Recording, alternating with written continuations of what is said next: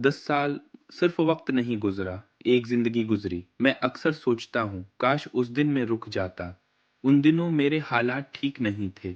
अबू इस दुनिया में नहीं रहे थे और घर में कोई दूसरा कमाने वाला भी नहीं था। मुझे यूरोप में एक कंपनी में काम मिल गया।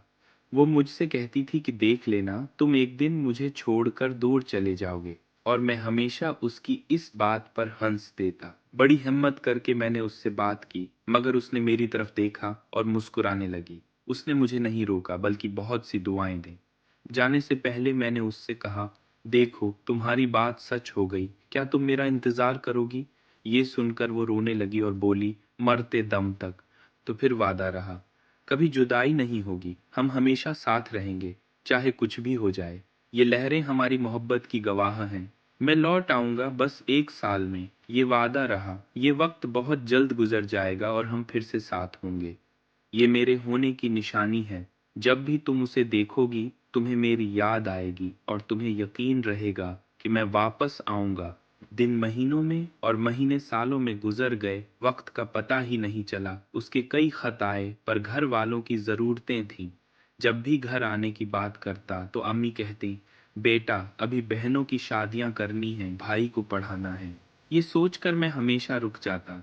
एक दिन मुझे पैगाम आया, अलीज़ा की शादी हो गई। ये खबर सुनकर मेरे दिल पर जैसे बिजली गिर गई। मेरी दुनिया एक लम्हे में उजड़ गई। कुछ वादे वक्त नहीं तोड़ता, वो वादे जो रूह से किए जाते हैं, लेकिन लोग लोग उन्हें तोड़ देते हैं बगैर किसी हचकचाहट के। शायद वो भी अपने माँ बाप के आगे मजबूर थी। आखिर कब तक मेरा इंतज़ार करती। कई साल बाद मैं जब वापस आया तो आंखों से आंसू निकल रहे थे। दिल अजीब गमगीन था। मैं उसी किनारे पर चला गया जहां हम आखिरी दफा मिले थे।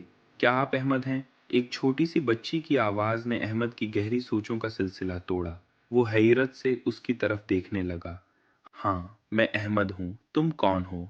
अहमद ने नरमी से पूछा। उसकी आंखों में एक अजीब सी बेचैनी थी। मैं अलीजा की बेटी हूँ। मामा के पास आपकी तस्वीर थी और वो मुझे हमेशा कहती थी कि जब तुम इस जगह पर जाना और तुम्हें ये अंकुल दिख जाएं, तो उनको ये लॉकेट देना और कहना मुझे माफ कर दे।